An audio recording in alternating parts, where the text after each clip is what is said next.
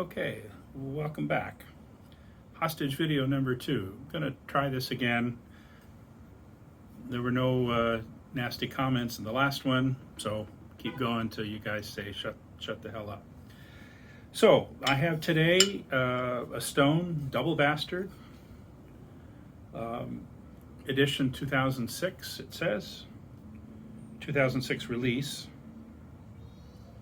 Double Bastard Air, 10% alcohol, and 22-ounce bottle, that's going to be, I'm not going to get much work done this afternoon. That's okay, I'm going to be drinking beer. Crown cap says 100% natural, nothing but the best natural ingredients. And so a little bit of a fizz. I would have expected a bit more, but we'll see how it pours. I've got to do my product placement better. There we go.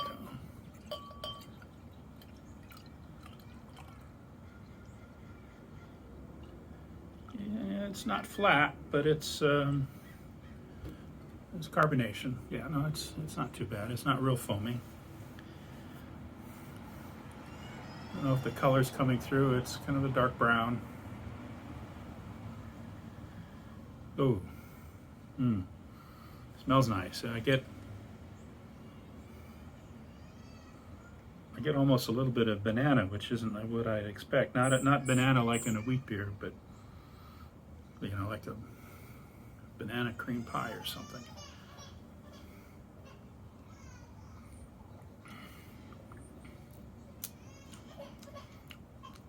Say it's lost some carbonation, but it's still nice. It's a little cold. Didn't let it warm up enough. This actually was an unopened case. I have 11 more bottles of it. It was stuck way in the back. And I remember when I bought it, I first thought I was buying it, and I ended up picking up a case of Stone Old Guardian, their barley wine. And I've drunk a few of those, and maybe even most of them. But it was in the old Double Bastard stack, and I wasn't paying attention. I just picked it up and went and bought it. Got it home, realized it was the wrong one, so went back and bought the right one. And I also bought a regular Arrogant Bastard, the same vintage. So we'll try that one of these days. So it's very malty, which I would expect it to be. It's not that oxidized, so good bottling on their part.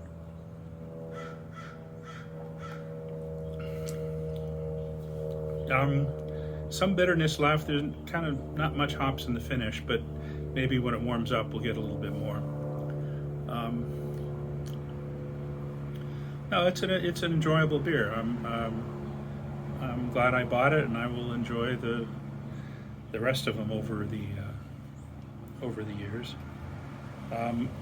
Of course, the Bastard, the Arrogant Bastard and the Double Bastard are famous for their screed on the back. Sort of, you're not worthy. It's not to be wasted on the tentative or weak. Only the worthy are invited. Blah, blah, blah, blah. Anyway, that's people who haven't seen that before get a kick out of it, or used to. I don't know today. Back in 2006 we did. I remember around that time, it may have been earlier, it may have been 2005, but it could have been 2006 or 7. I used to go to the Great British Beer Festival and would work the American bar,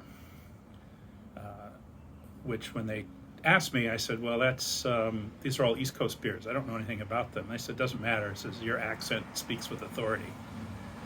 So I guess I was the British equivalent or American equivalent of hiring a secretary with a posh British accent. So I liked it. I got to drink all these East Coast beers, a lot of East Coast real ales that I hadn't tried before. The only West Coast beers they had were some Rogue. And I took that as, said, well, there's, sort of East Coast or West Coast pride. So when I came back, I talked to a whole bunch. I talked to Stone, I talked to North Coast, and a whole bunch of other breweries. told them about it and got them in contact with the guy in Boston who handles the shipping. They collect all the beers in Boston and they ship them in a container over to the UK. And Stone actually was the only one who came through. So and it was all bottles. There were no kegs or firkins. And I remember that the Arrogant Bastard was the most people were coming up and buying bottles just to get the text on the back. We were pouring it by the glass, so they couldn't have it, and we were not allowed to give out the bottles. It was like this, not like the person who got the last got the bottle. We had to count for the bottles unless they were sold. So it was popular. So that was the regular Bastard. This is the Double Bastard. So I'm going to let this warm up a bit and enjoy it, and we'll be back in a few minutes.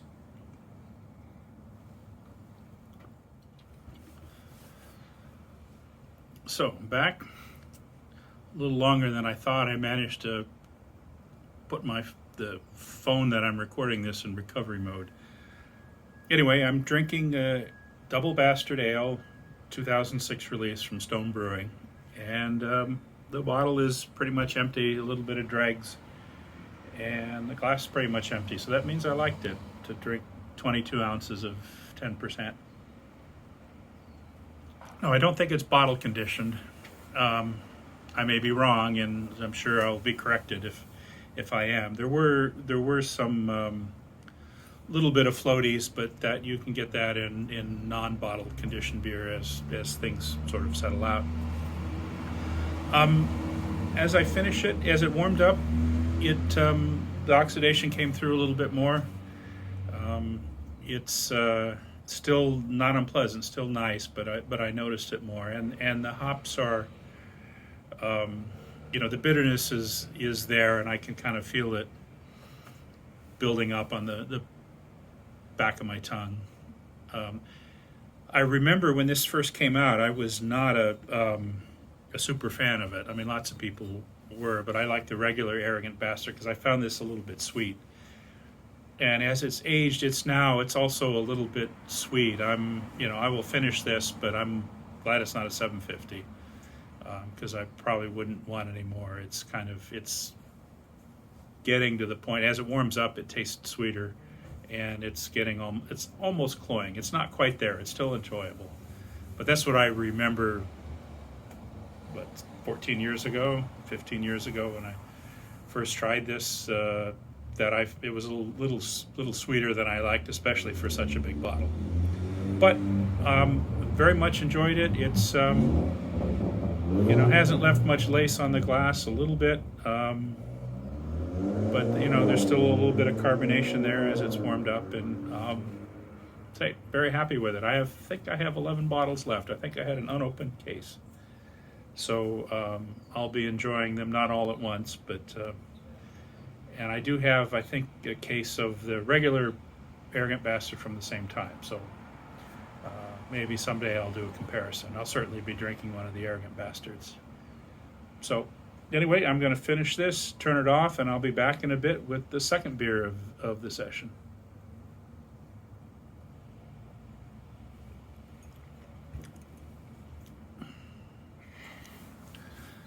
I'm only going to do 2 beers today, and you'll see why when I show you the second beer. It's a 1999 Thomas Hardy's Ale. 330 milliliter bottle. Says on the top 11.7% alcohol. Imported from England. That's good to know. I'm glad that it wasn't contract brewed in Utica, New York or something. Brewed and bottled by Thomas Hardy Brewery Limited, Dorchester.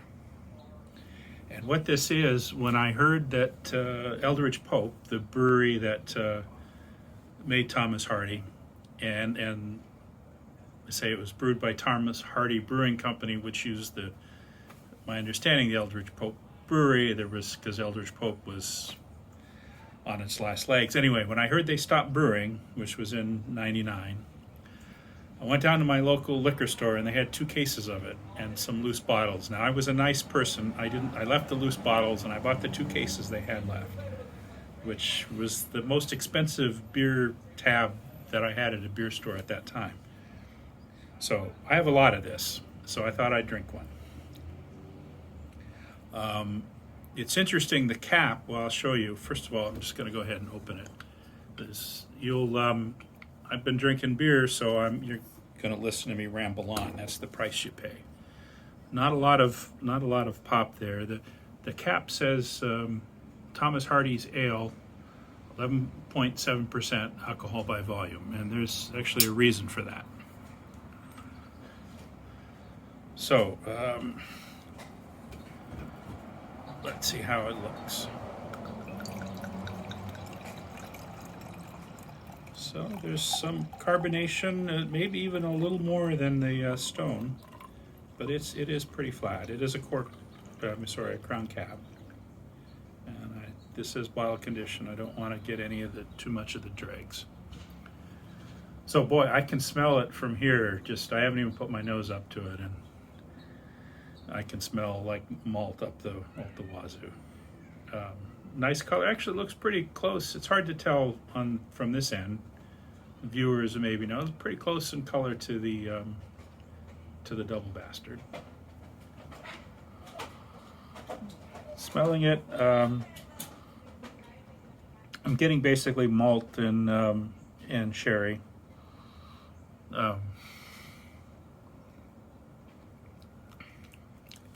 it's very sweet, but in a good way. Again, this has been out for a while. It's probably still a little cold for the beer. There's not as much oxidation as I would have expected, but as it warms up, it probably will be. But mainly, I'm getting malty sweetness and a little bit of sherry. So it's nice. It stood up well. I mean, I haven't had a Thomas Hardy in a long time, so I don't know. And I haven't been drinking these, so I don't know how well they've aged. And, it may be that 5 years ago it was at its peak and now we're on the downside. But I like it. Now, it's in a large bottle, which for a long time all the Thomas Hardy you saw was in a nip bottle, a 7-ounce, thereabouts bottle. The first time I saw it I say 12 ounce, it's actually 11.15. But actually, I think I do have some, now that I think about it, that are 12 ounce. Because the first time I saw the large bottle was in Florida in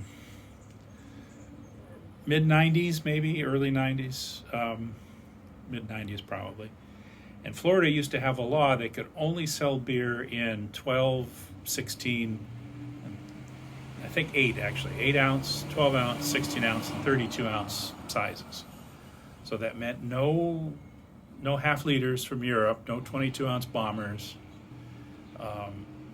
And so if you wanted to sell your beer in Florida, you had to put it in one of those. And that was a anti-competitive thing, I'm sure, from the large breweries, Anheuser-Busch or others. We blame everything bad on Anheuser-Busch, but there was a Stroh's brewery in Florida and some other ones. So, and that limited competition. So Eldridge Pope at the time did a bottling in their other beer was Royal Oak, and they were Royal Oak bottles. In fact, I had one you could actually see it had Royal Oak on in the glass, just so they could sell it in Florida. And that's when I discovered a bunch, maybe a half a dozen in a beer store. I was just new to interesting beer then, and so I had a client, and there was a liquor store across the street, and I went to check what they had, and it was like the first time I had beers from Unibrew in Quebec, because they had Unibrew. They weren't in California yet. And a number of other ones I don't remember, and way at the back, kind of like digging through the shelves, there were 2 bottles of Thomas Hardy in 12-ounce bottles or thereabouts, and very dusty. And I say this probably would have been 94, 95, and they were from, I think, 89 and 90. And so it's like, oh my God. So I grabbed it and went up to the front, and I must have looked excited. And this is a liquor store. They had a craft beer section, but they probably mostly sold beer-wise. They sold Bud Light and Miller, and a lot of spirits and cheap wine. It wasn't a fancy place, and I must have looked excited, and the guy said, "Oh, you like those? You want those old beers? They've been around here forever." And I said, "Well, yeah, I've had them before. I kind of like them. It doesn't bother me that they're old." He said, "Well, I got like 6 more in the back if you want." Sure. So I came back and brought out a bunch. They were 89, 90, and 91, I remember, and I think I ended up with 6 bottles total. I think he had 4 more in the back, and he gave me a deal for taking this old inventory off his hands. And I felt bad, but I took it, and it was a local chain, and I spent every time I went to Florida, it's the South Florida, Fort Lauderdale area, I would go visit one of their stores and kind of look through the back of the craft beer section to see if there's any Thomas Hardy. And I found a couple more. And I was at another liquor store, a beer shop that was more beer oriented. And there was a case of, again, 89, 90 Thomas Hardy kind of pushed up at the back. Not really on the shelf, but you could see it underneath. And I sort of pointed at the guy and said, is that for sale? And he just laughed and he says, "I wish it was." And the story was a guy, he said it was an airline pilot, had paid for it, but he couldn't take him with him because he was on a flight and he didn't want to walk onto the airplane with a case of beer, especially a case of 12% beer, 11% beer. So he said, "I'll be back for it next time I'm here. I paid for it, save it for me." And the guy at the liquor store was waiting. There was whatever the law in Florida was, it would be abandoned. He says, it's like when the time is up, I have it marked on my calendar. I'm drinking that. So if you're in town, I'll share one with you, but it's not for sale. So I never did find out if the pilot ever came back for his Thomas Hardy. So anyway, enough, a little bit rambling. Back to the beer.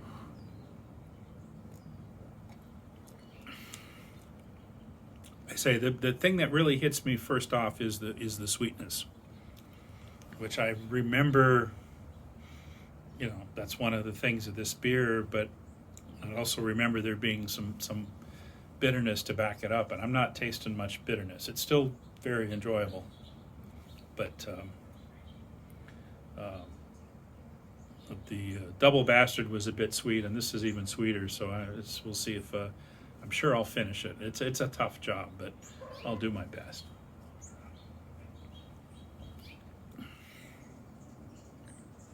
Okay, we're back.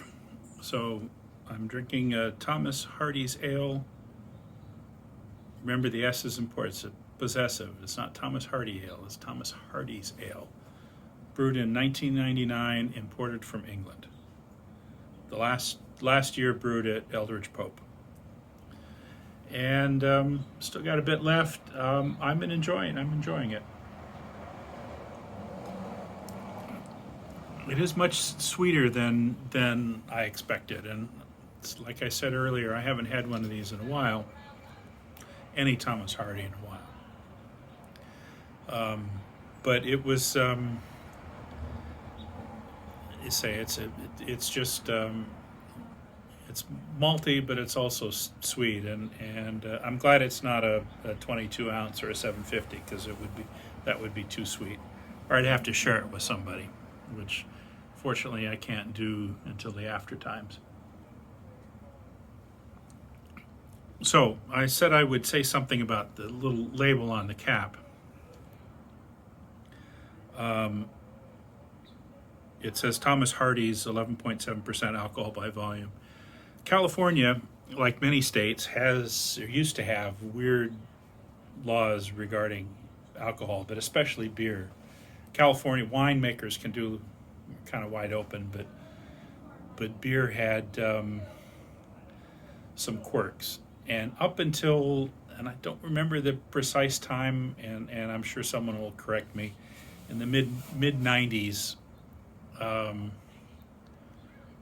maybe 94, And I don't remember the exact cutoff. I'm going to say it was 5.4%. It was a unusual number. It wasn't like 5 or 6%. So it probably was translated to something by alcohol by weight. But I'm going to use 5.4. And if your beverage was over 5.4%, you could not call it beer. There were a certain set of strong words that you could use. And in California, they were, I don't remember all of them, but they were things like malt liquor. So you'd go buy a bottle of say an Optimator double block from Spaten. It would say malt liquor on it, in small print in the bottom. It was like, what? Malt liquor, that's, I'm not drinking malt liquor. This is a fine German double block. And one of the other words, strong words, was stout. And I remember there was Coors used to do a winter ale that was about 6%, or winter beer. I don't know that it was an ale. Winter beer, it was about 6%. And it said stout on it, and it was darker than your typical Coors, it was amber, but it was, no way a stout. But stout was a strong word. And you saw that in Texas, had people noticed it when Pierre Celis opened his brewery in Texas. One of his early beers was called Pale Bock, and people would drink that. If people outside of Texas would drink it and say, that's not a Bock, it's like 4.5%. And it really, what it was a pale ale, but he could not call it a pale ale in Texas because ale was a strong word. So, and Bock wasn't, which kind of doesn't make sense, but we're talking alcohol in the days of, Prohibition. So he called it a pale Bock, and that was also, Shiner Bock was a popular beer, so, Bock in Texas didn't mean Bock like it meant in Germany. And so California had that as well. And sometime in the mid-90s, they changed the law. And for all I know, I don't know if it's still in effect, because things have gotten better in California over the years. They changed the law that that you didn't have to.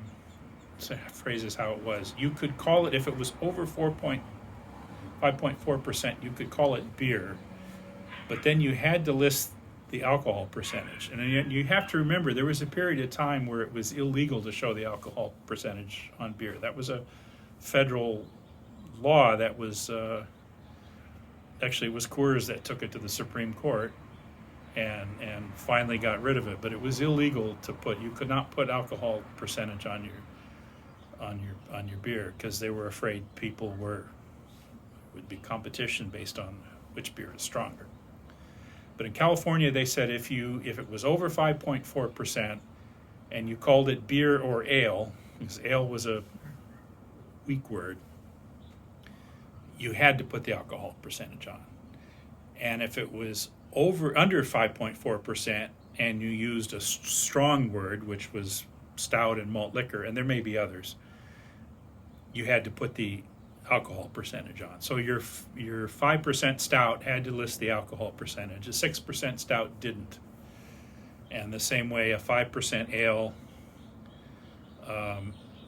didn't have to list the alcohol percentage, but an ale over 5.4% had to do the alcohol percentage. And so a lot of I think the standard label doesn't list, and because in some states it was probably still illegal to list the alcohol percentage, they put a sticker on the cap, and that was considered good enough. So that's why we have a little sticker on these old ones. And to be honest, I don't know if the law is still in effect. I mean, this was back, say, in the 90s, before breweries were before small breweries were a big thing, and people realized, there's money to be made. Now, winemakers could get away with that. Was one of the things that there were all kinds of restrictions on beers. You had to list them by county. If you wanted to sell a beer in LA County, you had to go through a process, and if you wanted to sell it in Orange County, you had to repeat that process for Orange County. Winemakers didn't have to do that because winemakers had a very strong lobby and got those laws modernized, whereas small brewers didn't have a powerful lobby, and Anheuser-Busch and Miller, both of which have breweries in California, had lots of money, and so these things were in effect to make it harder for brewers, anti-competitive. Anyway, I'm running off. That's what happens when you listen to me when I'm drinking high alcohol beer. I tend to run off. Normally, I have friends with me who say, "Shut up, you're." But anyway, so you're stuck with it. Luckily, there's a fast forward video, a fast forward button on YouTube. Anyway, I'm really liking this Thomas Hardy. I have, luckily it's the one I picked this vintage because it's the one I have the most of. I believe I know I have a full case, and I have probably a third of another case. So, I've got maybe 30 bottles of it, and that'll last me till I'm no longer drinking beer, I figure. Though I will probably give up once we're in the after times. I'm sure I'll share some with friends. Anyway, thanks for watching. I hope I haven't bored you to sleep, and if I have bored you to sleep, I hope you get a good night's rest. We'll see you next time. Good beers to you. Okay, I said I was done, but I lied. I forgot tonight was, we have a food truck parking down the street, so I have a tradition. We go have dinner at the food truck, and I have a beer with it. So consider this the blooper reel, because I've had enough alcohol. I ought not be recording stuff for posterity. So my beer for dinner tonight is East Brother Gold IPA. East Brother is a brewery in Richmond, California, which is Northern California, the Bay Area, San Francisco area. And one of the liquor stores I sometimes order stuff from. I try and order beer direct from breweries, but if I need wine for the better half, or I'm low on bourbon, breweries don't deliver that, so I have to order from a liquor store. So I ordered some beer from East Brother, and I was very impressed with it. So I ordered. They had a thing going on, and they had a special, and so I ordered a mixed case of their beers. I had before only had their lagers, their Bow Pills and the Red Lager, and I like them. And the case came with their Gold IPA and the Red IPA, and then two stouts, a regular stout and an imperial stout. And they've all been very good, so I highly recommend them. So this is going to be the beer that I have with dinner in a few minutes when the food truck tells me my dinner's ready.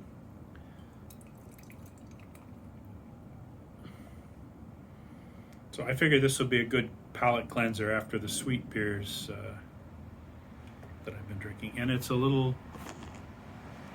I forgot, it's like fresh.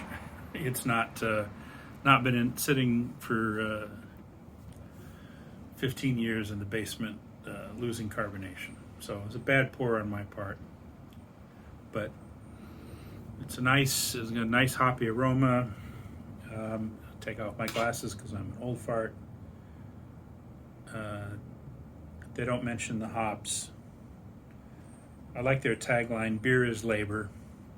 Because anybody who's ever brewed realize it's hard work. If you brew on a small scale, if you're Anheuser-Busch, most everything's automated. But small brewers, home brewers, which I was, and small brewers, it's very, very physical. Which is why I never had a desire to open my own brewery, unless I won the lottery and I could hire people to do the manual labor. Because brewing is, it's like, the fun part is maybe 20%. The cleaning is 60%, and the other 20% is plumbing. So I decided I would rather drink beer than actually make it for other people. Anyway, I'm not gonna that's all I'm going to do on this beer. If you have East Brother in your neighborhood, I would definitely recommend you pick it up. As of course, many good Southern California local breweries. But so anyway, that's bonus footage. It's like for the same amount of money you paid, you got extra stuff. It's like when you go to a baseball game and it goes to extra inning. It's like, yes, I'm getting more baseball for my money. So, cheers.